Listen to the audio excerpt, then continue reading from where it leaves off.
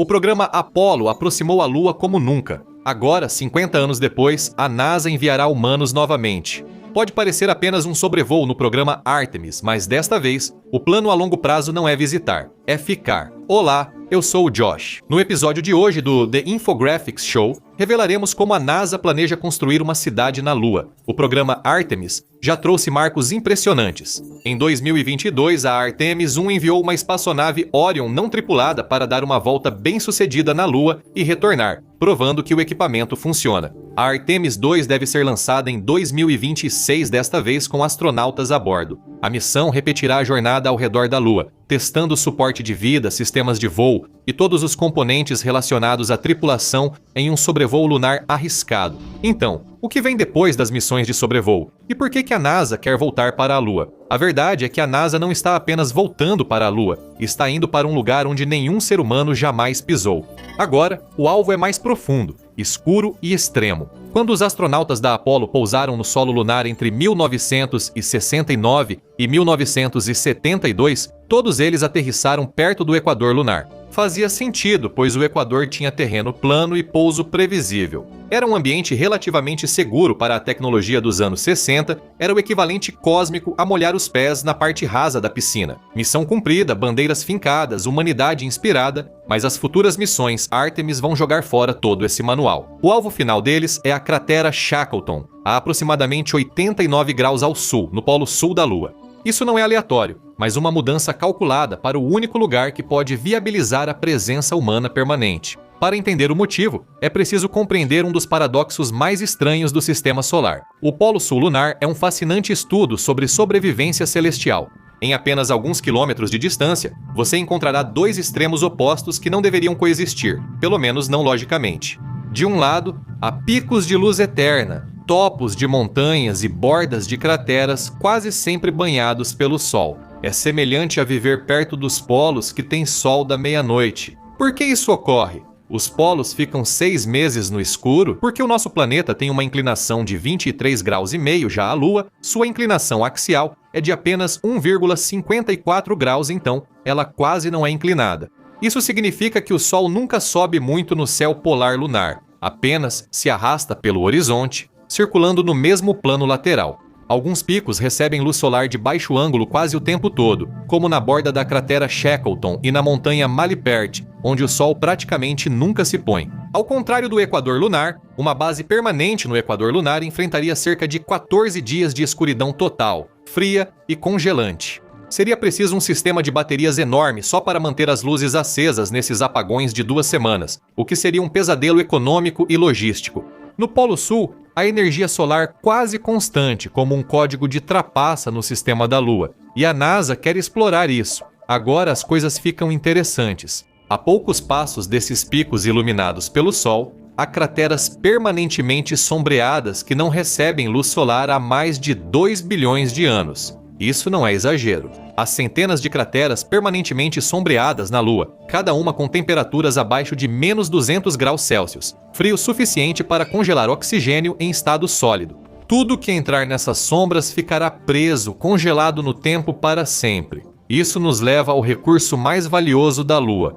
Nessas regiões sempre sombreadas, chamadas PSRs pelos cientistas, há algo muito mais valioso que solo lunar: rochas, água ou gelo. Uma sonda da NASA na missão Chandrayaan-1 da Índia detectou aproximadamente 600 milhões de toneladas métricas de gelo de água. Somente na PSR do Polo Norte, o Lunar Prospector da NASA estimou 6 bilhões de toneladas métricas espalhadas pelos dois polos, somando tudo.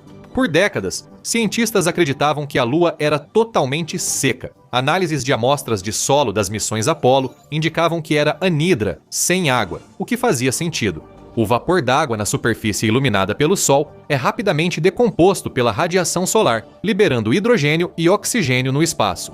Mas as crateras permanentemente sombreadas mudam tudo. A água lunar tem várias formas. Há pequenos pedaços de gelo com cerca de 10 centímetros ou menos, misturados ao regolito ou poeira lunar, como cascalho e terra congelados. Há também outro tipo de água, quimicamente ligada aos minerais. No nível molecular, ela não está acumulada nem fluindo, está dispersa, presa no próprio solo. Nos primeiros cerca de 1 metro do regolito lunar, as concentrações variam de cerca de 5 a 30% em peso. Cientistas detectaram vestígios de água na atmosfera rarefeita e na superfície iluminada da Lua, mas isso não se compara às reservas nas chamadas armadilhas frias. Mesmo com a estimativa mais conservadora, de 100 milhões a 1 bilhão de toneladas métricas de gelo por polo, há água suficiente para operações lunares prolongadas.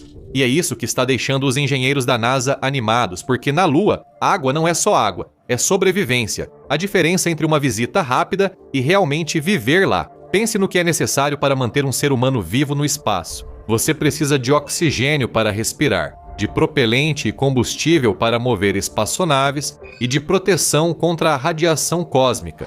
Normalmente, tudo isso precisa vir da Terra a um custo enorme, mas a água resolve esses 3 problemas com um único recurso. Passe uma corrente elétrica por ela, um processo chamado eletrólise, e você vai separar a água em hidrogênio e oxigênio. Esse oxigênio se torna ar respirável. Agora, não é necessário receber remessas da Terra para respirar. Basta energia, gelo, equipamentos simples e o hidrogênio e oxigênio produzidos. Combine-os como propelentes líquidos, e você tem o Hydrolox, um dos propelentes químicos de foguete mais eficientes possíveis. As espaçonaves agora podem reabastecer na Lua. Então, tem a radiação. Os raios cósmicos são um grande problema para a habitação lunar de longo prazo. Os níveis de radiação são significativamente mais altos do que a radiação de fundo da Terra, chegando a ser de 100 a 200 vezes maiores. Eles atravessam metal, danificam o DNA e são assassinos silenciosos. É nesse ponto que a água vira uma salvação. Ela é fenomenal para bloquear essa radiação, melhor do que o alumínio, melhor do que a maioria dos materiais que seria viável transportar. Com tanques de água, você protege seu habitat da radiação e garante recursos. Agora, vamos falar de dinheiro. Aqui, o Polo Sul lunar passa de curiosidade científica a mina de ouro estratégica. Historicamente, lançar qualquer coisa em órbita custa entre 10 mil e 25 mil dólares por quilograma. Hoje, foguetes reutilizáveis como Falcon 9 e Falcon Heavy da SpaceX reduziram esse custo para cerca de 2 mil a 5 mil dólares por quilo conforme preços comerciais. Isso é revolucionário historicamente, mas o espaço continua implacável. Quer enviar uma tonelada de água para beber, suporte de vida ou produção de combustível? Você ainda fala de 2 a 5 milhões de dólares por algo que literalmente cai do céu aqui na Terra. Mas a gravidade da Lua é um sexto da nossa, cerca de 1,62 metros por segundo ao quadrado contra os esmagadores, 9,8 da Terra. Isso não só é mais fácil de lançar, como também é significativamente mais barato. Enviar uma tonelada de água da superfície lunar consome uma fração da energia, uma fração do combustível e uma fração do custo em comparação com lançá-la da Terra. Uma missão para Marte precisa de centenas de toneladas de água para beber, oxigênio para respirar e propelente para a viagem. Lance tudo isso da Terra. E você está falando de bilhões de dólares só em custos de combustível, lutando contra a gravidade em cada etapa do caminho. Ou você poderia minerar o gelo na Lua, processá-lo em combustível e suporte de vida e lançar de um corpo celeste com um sexto da gravidade. A espaçonave deixa a Lua já abastecida, já equipada e pronta para a verdadeira jornada. De repente, a Lua se torna um posto de gasolina a quase 384 mil quilômetros da Terra. Além disso, a estação de tratamento de água, pátio de construção e plataforma de lançamento. Por isso, a cratera Shackleton é importante. O Equador tem luz solar e belas paisagens. O Polo Sul tem potencial para infraestrutura. Se Apolo provou que podíamos visitar, Artemis espera provar que podemos ficar. E isso muda tudo. Antes de coletar gelo e construir bases, precisamos enfrentar a maior ameaça da Lua. Não são os meteoros ou a radiação, nem mesmo as variações insanas de temperatura. É a poeira, e ela pode arruinar todos os planos da NASA. Ela quase pôs fim ao programa Apollo. O regolito lunar, nome técnico da poeira e solo da Lua, não se assemelha a nada da Terra. Resultado de 4 bilhões de anos de impactos de meteoritos pulverizando rochas lunares em partículas cada vez mais finas. Sem atmosfera para queimar projéteis, oceanos para absorver impactos ou vento para suavizar superfícies, a poeira lunar é única na comparação com a Terra. Irregular e afiada, varia de finura como talco até grãos de areia, com dureza entre 5 e 7, similar ao vidro. A camada de regolito tem, em média, entre 4 a 5 metros de profundidade nas regiões planas dos mares da Lua. E isso é só o começo. Nas terras altas, ela chega a ter de 10 a 15 metros de profundidade. As missões Apollo mediram profundidades de até 12 metros em alguns locais.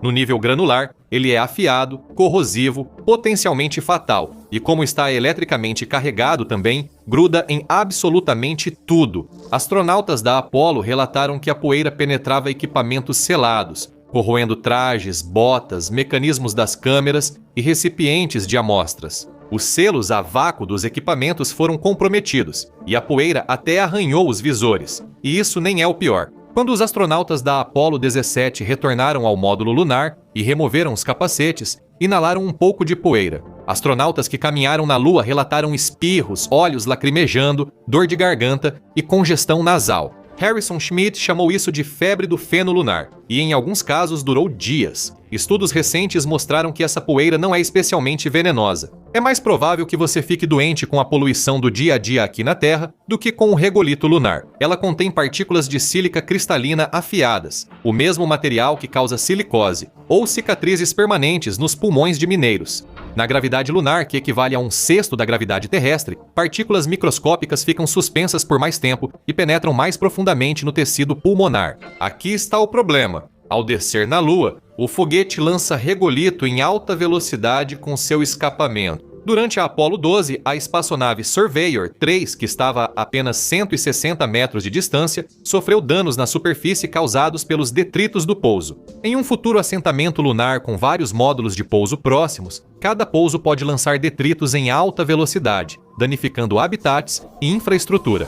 Isso é um problema para a habitação de longo prazo. Você precisa de uma plataforma de pouso, mas não pode construí-la sem pousar o equipamento, e não pode pousar o equipamento sem a plataforma. Esse dilema pode barrar a exploração lunar antes mesmo de começar. Qual é a solução? O Programa de Planejamento de Arquitetura da Lua a Marte da NASA. É uma estrutura abrangente que pode mudar fundamentalmente a forma como pensamos sobre a exploração espacial. A essência disso é simples, mas revolucionária. Pare de visitar, comece a construir. Apollo foi bandeiras e pegadas. Artemis é diferente. O objetivo a longo prazo é construir gradualmente infraestrutura para usar a Lua como campo de testes e ponto de partida para Marte. A iniciativa Moon to Mars. A arquitetura se divide em 5 elementos: transporte com foguetes, módulos de pouso e veículos pressurizados para longas viagens. Habitação na superfície, incluindo alojamentos, armazenamento e locais de trabalho para meses, não apenas dias. Isso realmente muda o jogo. As missões Artemis da NASA prevêem pousos lunares e construção até o fim da década de 2020, incluindo os primeiros pousos e a montagem da estação Gateway. Mas os planos de longo prazo deles para construir infraestrutura essencial na superfície se estendem até a década de 2030 e além. Parece que vai demorar uma eternidade, não é? Mas esses planos estão se concretizando em tempo real. Mas, para termos habitação lunar e bases na Lua, precisamos enfrentar novamente o desafio das plataformas de pouso e da construção lunar. Vamos falar de concreto por um instante. Na Terra é simples. Mistura areia, água, cimento e brita, despeja e espera endurecer. Pronto, fazemos concreto há milênios. É a base da civilização. Mas na Lua é um jogo completamente diferente. A NASA prevê a necessidade de um material semelhante ao concreto para criar plataformas de pouso e estruturas seguras, livres de regolito, visando habitação duradoura na Lua. Transportar terra e água seria inviável economicamente, então a NASA tomou uma decisão inteligente. Eles fizeram uma parceria com a Icon, uma empresa de tecnologia de construção especializada em impressão 3D de edifícios, e com a Big Architects, o escritório responsável por algumas das estruturas mais inovadoras do mundo. Juntos, eles lançaram o Projeto Olympus em outubro de 2020, apoiados por um contrato de 57,2 milhões de dólares concedido em 2022. Este é o início do que a NASA considera essencial para construir estradas, plataformas de pouso e habitats na Lua. Sem material importado, só com regolito e energia, não dá para apenas misturar água e regolito. Mesmo com água sobrando, não funcionaria. O ambiente de baixa pressão da Lua faz com que a água congele completamente ou evapore instantaneamente. Reações químicas que exigem água líquida, simplesmente não acontecem. A NASA logo passou a experimentar com calor, usando lasers de alta potência, não água.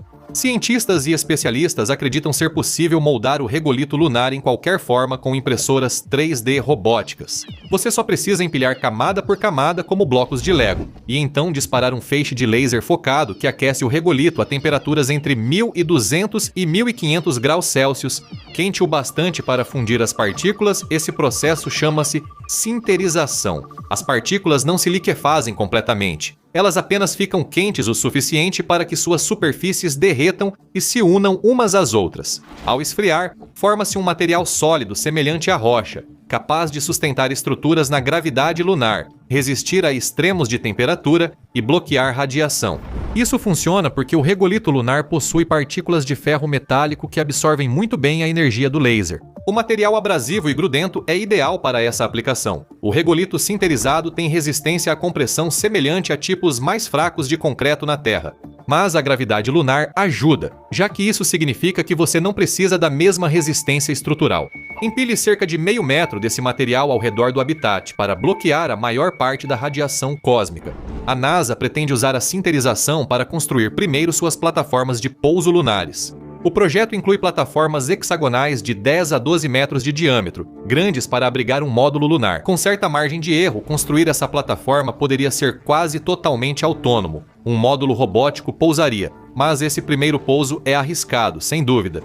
A história já mostrou como isso pode ser perigoso. Durante a Apollo 11, Neil Armstrong tinha cerca de 45 a 50 segundos de combustível restante enquanto guiava manualmente o Eagle até a superfície, passando por cima de um campo de pedras perigosas que o computador havia apontado como alvo. Após o pouso seguro, o módulo robótico instalaria um sistema móvel de impressão tridimensional. Ele se moveria pela zona de pouso, depositando regolito em camadas, fundindo-o com lasers e construindo a plataforma em seções em poucos dias. Após finalizar a primeira plataforma, o robô pode ir a outro local e construir a segunda. O segundo pouso será mais seguro pela infraestrutura protegida, o terceiro ainda mais, e o quarto mais seguro ainda. Ainda assim, o MMPAT, ou IMPACT, que significa Tecnologia de Construção Autônoma Planetária da Lua a Marte, tem como objetivo uma missão de prova de conceito até o final desta década. Suas ambições vão muito além da plataforma de pouso. Paredes curvas nos habitats aumentam resistência e protegem contra a radiação. Estradas conectam instalações, oferecendo superfícies lisas para veículos, evitando poeira corrosiva. Trilhas de regolito, paredes de contenção ao redor de equipamentos críticos para protegê-los de detritos em pousos e decolagens, além de bermas e taludes para afastar o jato de regolito das áreas essenciais. Estruturas verticais, hangares para manutenção de espaçonaves, garagens para rovers, abrigos seguros para astronautas durante tempestades solares com radiação letal. A equipe do IMPACT já pensa no futuro e sonha mais alto. Quero estruturas suficientes para garantir a segurança da tripulação. Se quisermos construir um hotel na Lua, poderíamos, comentou Jennifer Edmondson, geóloga responsável pelo projeto. Poderíamos levar turistas, criar distritos de mineração e extrair elementos de terras raras da Lua para obter muitos recursos. Assim, seria basicamente uma economia lunar, com mineração, estações de pesquisa e radiotelescópios no lado oculto, livre da interferência de rádio da Terra.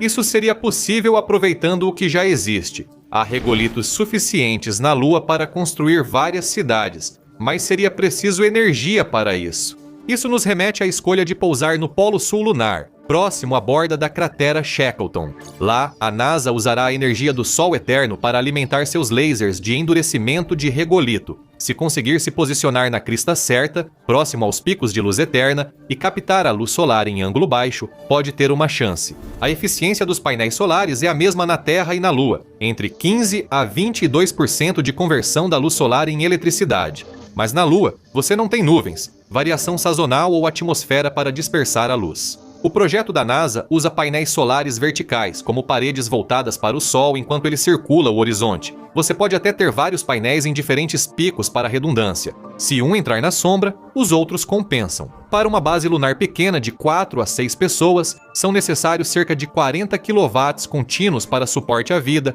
climatização, equipamentos científicos e tudo o que mantém os humanos vivos. Não parece muito, mas é suficiente para abastecer 30 casas americanas comuns. A NASA acredita que suas fazendas solares verticais, com capacidade nativa de acompanhar o Sol, podem ser a solução. Mas, nos raros momentos em que o Sol se põe no Polo Sul ou o equipamento falha, seria preciso uma fonte reserva confiável, energia nuclear, e a NASA tem uma solução. Chamam de projeto de energia de fissão de superfície, um reator de 40 kW previsto para implantação no início da década de 2030. O sistema pesa menos de 6 toneladas e opera por pelo menos 10 anos sem reabastecimento, suprindo energia para 30 casas americanas por uma década. Ele opera na escuridão total, tempestades de poeira e falhas de equipamento, e está pronto para Marte, onde as tempestades de poeira podem durar meses. O reator nuclear deve funcionar de maneira autônoma e confiável. O sistema, com 30 a 40 kW de energia solar e reatores de fissão reserva de 40 kW, seria suficiente para uma base de 10 a 20 pessoas. Para tornar isso realidade, a NASA teria que resolver mais um problema: água e suporte à vida. Cada pessoa necessita de 3 a 4 litros de água potável por dia, além de água para higiene, preparo de alimentos, equipamentos, resfriamento e geração de oxigênio. Para 4 pessoas por 6 meses, são milhares de litros e milhões de dólares em lançamentos, tornando isso logisticamente e economicamente inviável. Um tema recorrente dos sonhos lunares da humanidade, ao que parece. A solução utiliza a mesma abordagem do problema dos robôs autônomos de concreto a laser. Por que enviar um humano para aquelas regiões permanentemente sombreadas a 1 ou 2 milhas da base quando você pode simplesmente enviar um robô para fazer o trabalho por você? Os robôs carregam brocas ou sondas dependendo do terreno. Eles vão cavar, mirando as zonas onde os sensores orbitais sugerem concentrações de gelo de água entre 5% e 30% em peso. Isso não é um lago congelado em uma cratera escura, mas sim permafrost cósmico. Pequenos fragmentos de gelo de poucos centímetros espalhados pela poeira. E parte dessa água nem é gelo, na verdade. Ela está quimicamente ligada aos minerais em nível molecular. Ou seja, você não minera o gelo, você minera terra. Uma terra muito, muito fria. O robô explorador precisa coletar o regolito a aproximadamente menos 238 graus Celsius. O solo é levado até uma unidade móvel de processamento, onde é aquecido a 100 a 200 graus Celsius. A partir daí, o gelo sublima direto do sólido para o vapor, que é capturado, direcionado para armadilhas frias e condensado em água utilizável. Parabéns, você fez água potável do polo lunar. Tanques isolados levam a água de volta à base, percorrendo quilômetros antes que congele novamente na Lua. Até a cadeia de suprimentos está lutando contra a física. O rendimento de 1 tonelada de regolito processado varia de 50 a 76 quilos de água, ou cerca de 100 garrafas de água dependendo da concentração de gelo. Isso parece administrável até você se lembrar disso. Mesmo com reciclagem agressiva, um grande habitat lunar pode exigir centenas de litros de água todos os dias. Para suporte à vida, preparo de alimentos, higiene, produção de oxigênio e controle térmico. Você minera de 1 a 10 toneladas de solo lunar diariamente para sobreviver. Isso é uma operação industrial completa, tudo em um dos ambientes mais hostis do sistema solar. Quando a água flui para a base, a verdadeira mágica começa e a sobrevivência se fortalece. Décadas da NASA na ISS fizeram da reciclagem uma arte. Sistemas modernos recuperam 98% da água residual, incluindo urina, suor e até a umidade da respiração, purificando-a em água mais limpa que a maioria dos suprimentos da Terra. Como os astronautas gostam de brincar, o café de hoje vira o de amanhã. No habitat, as condições devem ser rigorosamente iguais às da Terra. Pressão estável, gases equilibrados e mínima tolerância a vazamentos. Do lado de fora há vácuo, radiação e extremos letais. A blindagem de regolito compactado isola do espaço, mas lá fora, qualquer sistema opera da forma mais implacável possível. O que levanta a questão definitiva: os humanos podem realmente prosperar aqui? E se sim, quem realmente iria primeiro? As equipes Artemis ficam só uma semana, com missões curtas onde módulos pousam, testam e retornam. Mas, em meados da década de 2030, a NASA já projeta missões de 6 a 12 meses, a mesma duração de uma missão na ISS, só que desta vez sem uma carona de emergência para casa. Então, quem se voluntaria? Não são caçadores de emoção ou turistas. Cientistas em busca de descobertas que mudem os livros didáticos e engenheiros que querem marcar seu trabalho na história vão se voluntariar. Geólogos investigando origens planetárias, médicos pesquisando medicina em baixa gravidade e pessoas guiadas pela curiosidade humana insaciável. Astronautas da NASA têm salários bons, mas não luxuosos. Até contratados privados em missões lunares não terão vida de bilionários. Mas ninguém vai pela riqueza, vão em busca de propósito. Um dia na vida lunar não será especial para contar em casa. O espaço pessoal será modesto, provavelmente do tamanho de um closet grande. Os horários serão implacavelmente rigorosos. Acordar, comer, trabalhar, manter, exercitar, dormir. O treino diário de 2 horas é inegociável. Na gravidade de um cesto, os ossos perdem densidade e os músculos seguem o mesmo caminho. Astronautas fazem reabilitação intensa ao voltar à Terra para recuperar a força.